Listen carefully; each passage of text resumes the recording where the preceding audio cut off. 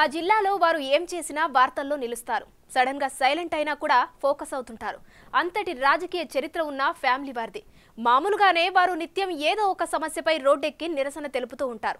ఇక ఎన్నికల సమయంలో అయితే ఆ హడావిడి మరింత ఎక్కువగా ఉంటుంది. ఆ క్రమంలో కొన్ని రోజులుగా వారు తమకు ప్రాబల్యం ఉన్న ప్రాంతాలను పట్టించుకోకపోవడంతో ఇక పొలిటికల్ రిటైర్మెంట్ తీసుకుంటారేమో అన్న అభిప్రాయం వ్యక్తమైంది. అయితే వారు ఎన్నికలు ముంచుకొస్తున్న తరుణంలో లైమ్ టైల్లోకి వచ్చి తిరిగి హడావిడి మొదలుపెట్టి అందరినీ ఆశ్చర్యపరుస్తున్నారు. ఇంతకీ ఎవరా దిగ్గజాలు? వారి యాక్షన్ ప్లాన్ ఏంటి?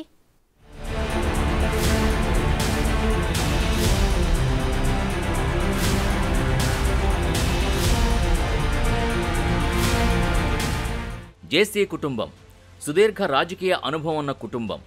ఒకప్పుడు ఉమ్మడి అనంతపురం జిల్లా రాజకీయాల్ని ఒంటి చేత్తో శాసించారు జేసీ బ్రదర్స్.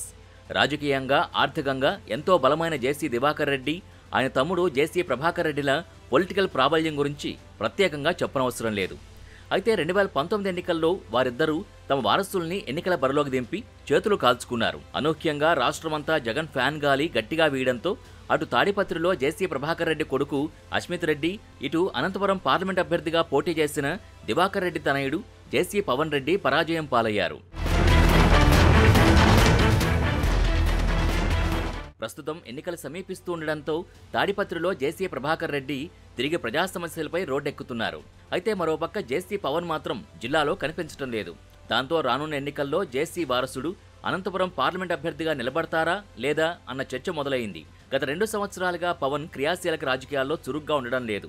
ఆయన ఈ జనవరిలో తిరిగొచ్చి పొలిటికల్ గా యాక్టివ్ అవుతారని ఆయన అనుచర వర్గం ఎప్పటినుంచో చెబుతోంది. అయితే సంక్రాంతి పండుగ సందర్భంగా కూడా పవన్ జిల్లాలో కనిపించలేదు.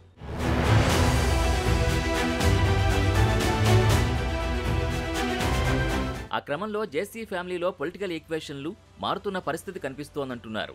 వాస్తవానికి తెలుగుదేశం సీనియర్ నాయకుడు, మాజీ ఎమ్మెల్యే, తాడిపత్రి మున్సిపల్ చైర్మన్ జేసీ ప్రభాకర్ రెడ్డి రూటే సెపరేటు. ఆయన ఏది చేసినా సంచలనమే.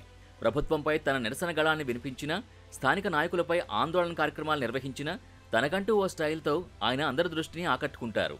అధికారులపై ఆగ్రహం వ్యక్తం చేసిన ఆయన పంథానే వేరు. అటువంటి జేసీ ప్రభాకర్ రెడ్డి ఇటీవల తన కొడుకు అస్మిత్ పుట్టినరోజు సందర్భంగా కార్యకర్తలతో కలిసి డాన్స్ చేశారు. 73 ఏళ్ల వయసులో కూడా కుర్రాడిలా స్టెప్పులేస్తూ తనలో ఉత్సాహం తగ్గలేదన్న సంకేతాలిచ్చారు.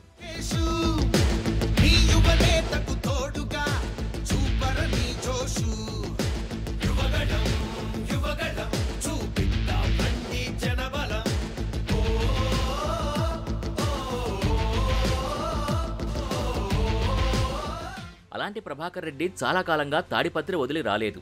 ఎక్కువగా తాడిపత్రికే పరిమితమైన జేసీ ఎప్పుడైనా అనంత నగరానికి వచ్చినా కేవలం ప్రెస్ మీట్ లేదా జిల్లా అధికారులను కలిసి వినతిపత్రాలిచ్చి వెళుతూ ఉండేవారు.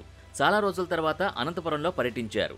అనంతలో ఉయ్యాలవాడ నరసింహారెడ్డి విగ్రహానికి పూలమాల వేసి జిల్లాలో ఇంతమంది రెడ్డి ఎమ్మెల్యేలున్నా ఒక్క రెడ్డి నాయకుడి విగ్రహం పెట్టలేకపోతున్నామంటూ రెడ్డి సెంటిమెంట్ని రగిల్చే ప్రయత్నం చేశారు.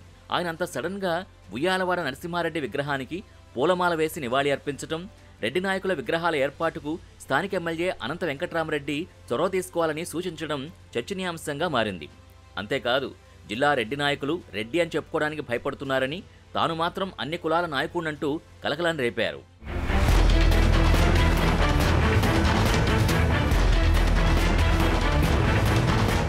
జేసీ ప్రభాకర్ రెడ్డి అలా సడన్ గా అనంతపురంలో పర్యటించడం, రెడ్డి సెంటిమెంట్ రగిలించటం ఇవన్నీ చూస్తుంటే అనంతపురం ఎంపీ స్థానంపై మళ్లీ దృష్టి పెట్టారన్న ప్రచారం జరుగుతోంది. ఇప్పటివరకు ఉమ్మడి అనంతపురం జిల్లాలో ఎంపీ స్థానాలకు టీడీపీ అభ్యర్థులు ఖరారు కాలేదు. అనంత లోక్సభ సీటు నుంచి ఎవరు పోటీ చేస్తారన్న దానిపై పార్టీ శ్రేణుల్లోనే క్లారిటీ లేదు. వైసీపీ మాత్రం పెనుగొండ ఎమ్మెల్యే శంకరనారాయణ్ని అనంతపురం ఎంపీ అభ్యర్థిగా ప్రకటించింది. టీడీపీ సమర్థుడైన క్యాండిడేట్ కోసం వెతుక్కుంటోంది.